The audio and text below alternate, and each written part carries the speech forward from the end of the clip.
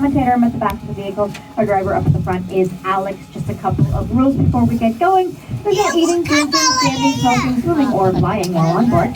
And we ask that you please keep all arms, legs, wings, horns, hooves, and children inside the vehicle at all times. And we are all clear.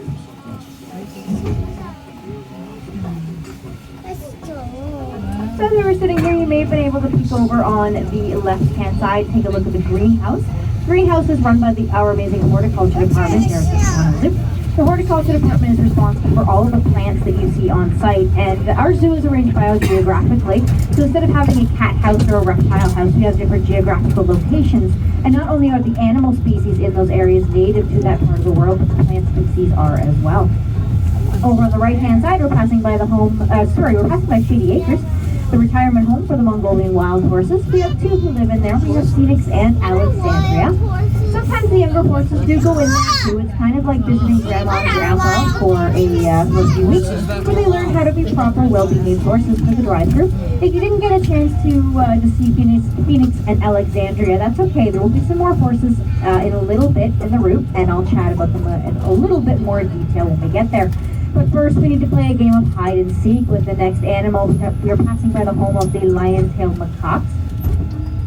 They are the masters of hide and seek here at the Toronto Zoo. They're a small black monkey with a tuft of fur at the end of their tails. It makes their tail look like a lion. That's where they get their name, the lion-tailed macaques. They are native to the West Mountains in southwestern India. They are the small species of macaques. They have a special pouch in their mouth, similar to a chipmunk. They shove food into it whenever they're feeling scared or threatened. I do the exact same thing whenever Alex tries to take my pizza. On the left-hand side, there is a fan favorite of the Zoomobile. He loves us. We love him. This is Cedric the Wattled Crane. He's going to duck down into the gully there. I needed everyone to remain seated, though. I know it's kind of excited, but he will come back up in a second. So he's a wattled crane, and he gets his name wattled crane not because of the way that he walks. It's actually from the two flaps of skin that are underneath his chin. Those are called quills. And they're a really good indicator as to how Cedric is feeling. If he were feeling anxious or grumpy, they'd be tucked up tight under his chin. But he's having a good day, so they're hanging loose. And he loves seeing us come by, and he'll follow us until we go around the corner and he can't see us anymore.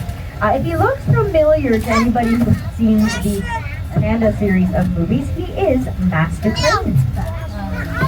And we're just about to enter what I like to call the Jurassic Park section of the zoo, minus the dinosaurs that I couldn't provide on that. But we will be entering habitat, and there will be no barriers between us and the animals. So I do need to ask everyone again, do keep all arms and legs inside the vehicle at all times.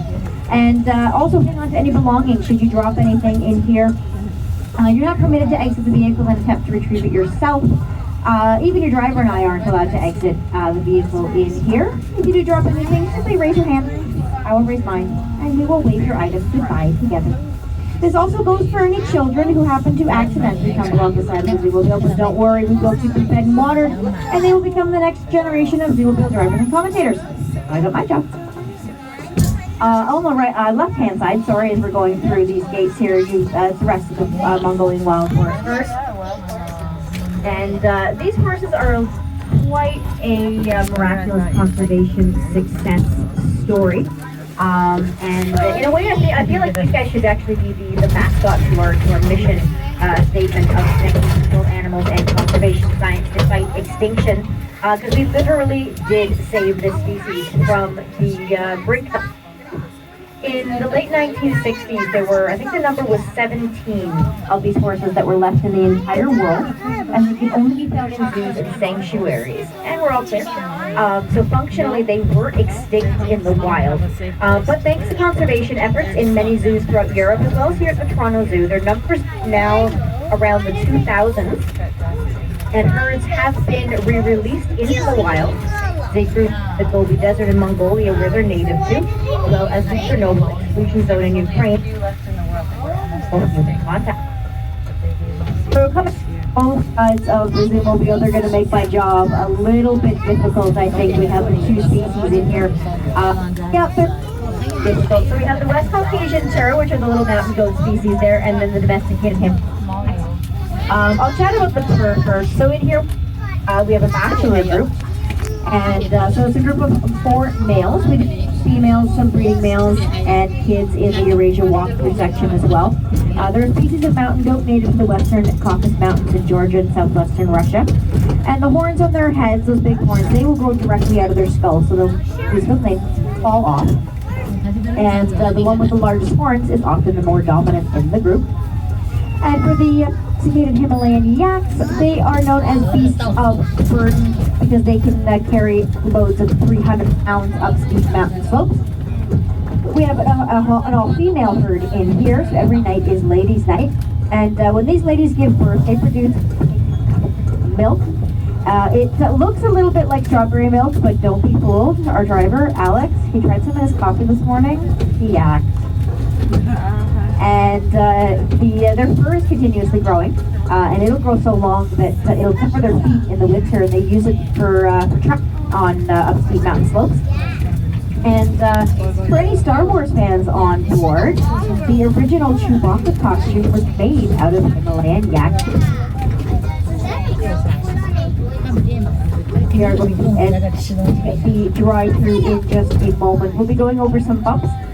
We went over them when we first came in. They're called cattle grates. They don't harm the animals in any way. They just deter them from trying to enter and exit the same way we do. All of the animals in here are animals, which means they essentially walk on their tiptoes. So they take a look at the cattle grates, they go, that's not too comfy, I'm just going to walk away. And then they turn around. Yeah.